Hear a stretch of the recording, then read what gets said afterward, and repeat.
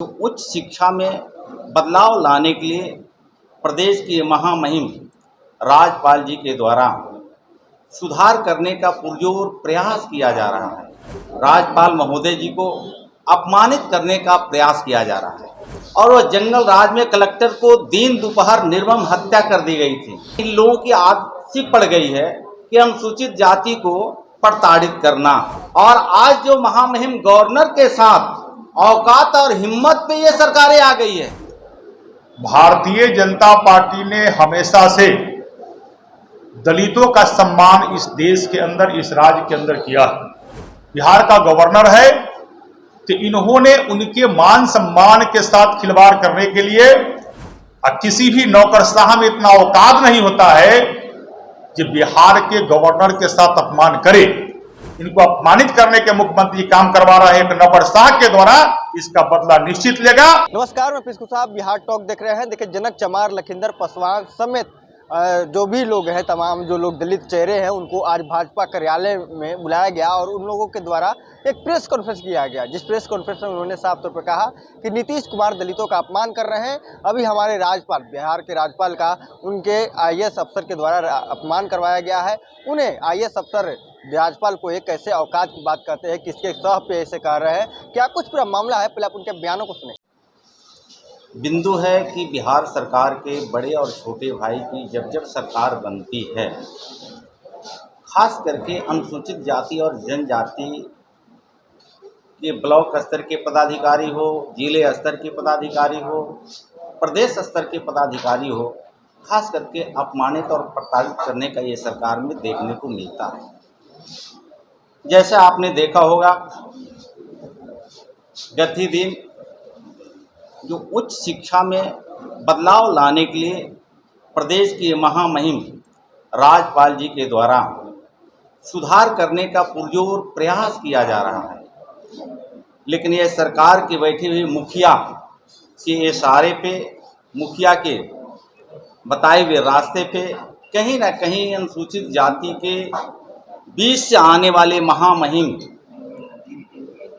राज्यपाल महोदय जी को अपमानित करने का प्रयास किया जा रहा है।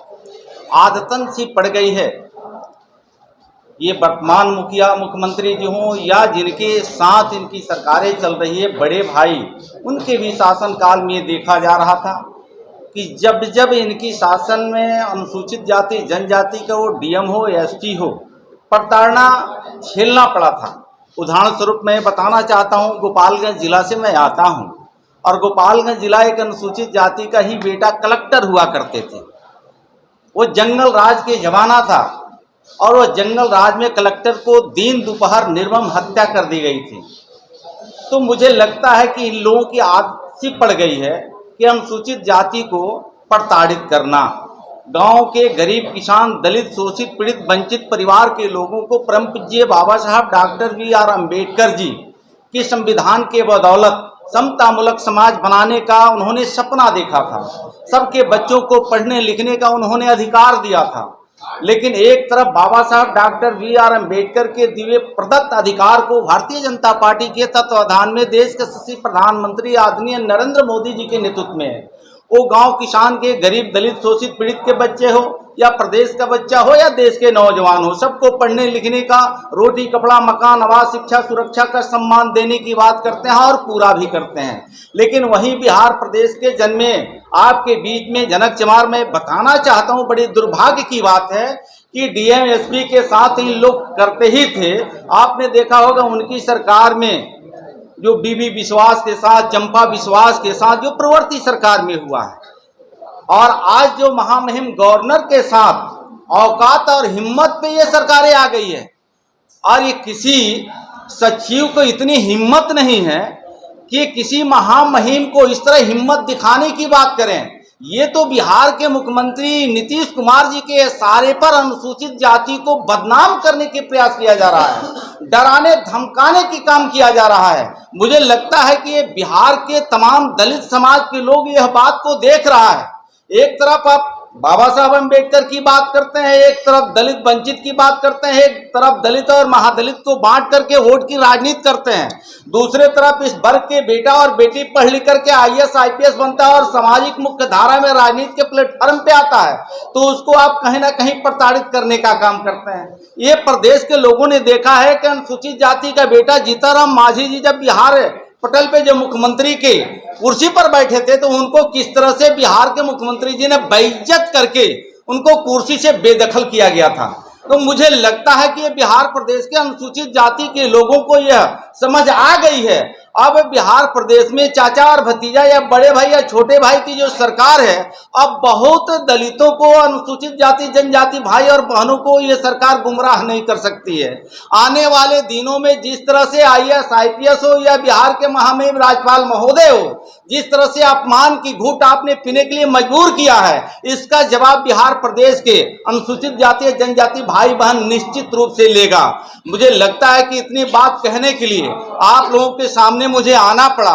बड़ी दुर्भाग्य है, बड़ी कष्ट और पीड़ादायक है कि एक महामहिम अनुसूचित जाति के बेटा को इस तरह से सरकार में बैठे मुखिया मुख्यमंत्री जो उनके उसारे पर एक सेक्रेटरी के पावर रखने वाला व्यक्ति और महामहिम को औकात दिखाने और देखने की बात करता है। बड़ी दुख के साथ कहना पड़ रहा है, लेकिन बिहार प्रदेश के दलित अनुसूचित जाति के भाई आने वाले दिनों में इसका पुरजोर तरीके से बदला लेने के लिए आपको आगे आना होगा और देश के यशस्वी प्रधानमंत्री नरेंद्र मोदी जी के जो सपना है, सबका साथ, सबका विकास, सबका प्रयास, सबका विश्वास, उस नारे को अमली जमा पहना करके बिहार सरकार को उखाड़ करके फेंकना पड़ेगा।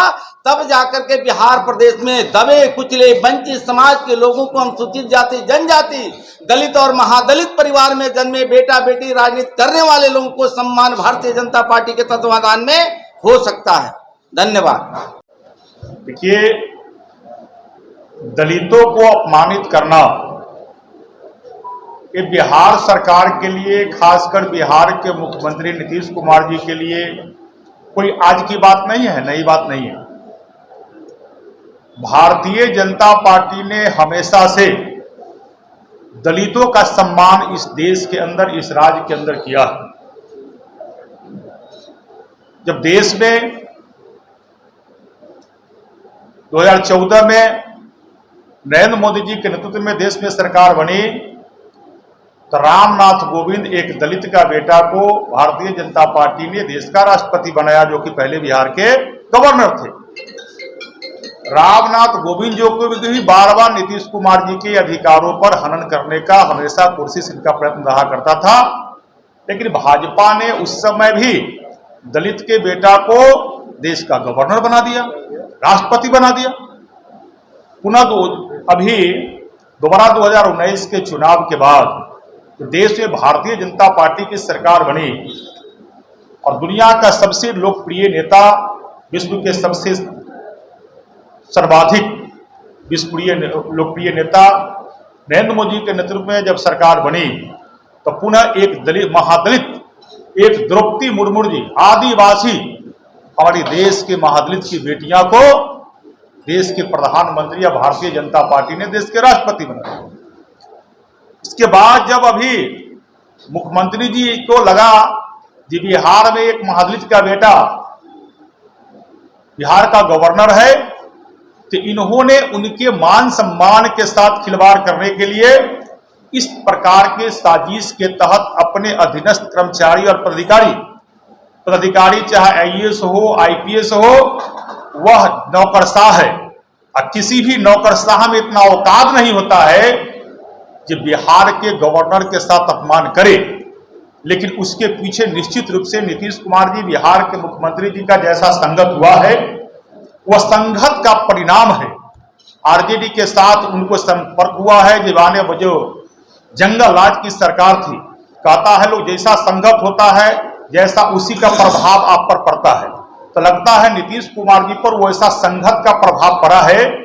जो वह व्यक्ति एक दलित का बेटा, एक महादलित का बेटा जो बिहार का गवर्नर है, उसको आज एक अधीनस्थ कर्मचारी से, एक नौकरशाह से उसके मान सम्मान के साथ खिलवाड़ करना चाहता है। लेकिन भारतीय जनता पार्टी के पूरे बिहार के एक एक कार्यकर्ता और बिहार के आम जनता और बिहार के दलित अनुसूचित जाति समाज के लोग बिहार के गवर्नर साहब के अपमान का बदला जरूर लेगा। और भारतीय जनता पार्टी ने तो हमेशा दलितों का सम्मान किया। 1990 से लेकर 2005 तक तो देश में बिहार में जंगल राज की सरकार थी, लालू प्रसाद यादव जी के परिवार की सरकार रही है। तो उस समय भी इन्होंने कभी पंचायत चुनाव में जब आरक्षण लागू 2006 में हुआ तो उसे भारतीय जनता पार्टी के समर्थन से जब सरकार बनी तो पंचायत चुनाव में आरक्षण लागू हुआ और उस समय बिहार के दलितों को, अति पिछड़ा और पिछड़ा समाज के लोगों को पंचायत चुनाव में भी आरक्षण दिया गया। तो भारतीय जनता पार्टी के जब मौका मिला तब पंचायत चुनाव में भी आरक्षण दिया और भारतीय जनता पार्टी का जब मौका मिला तो आरक्षण से हटकर जहां बिहार का एकल पद गवर्नर का पद होता है, बिहार देश का एकल संवैधानिक पद राष्ट्रपति का पद होता है, और वहां यदि दलित के बेटा को भारतीय जनता पार्टी पहुंचाता है तो नीतीश कुमार जी के और ये जंगल राज के सरकार को दर्द होता है।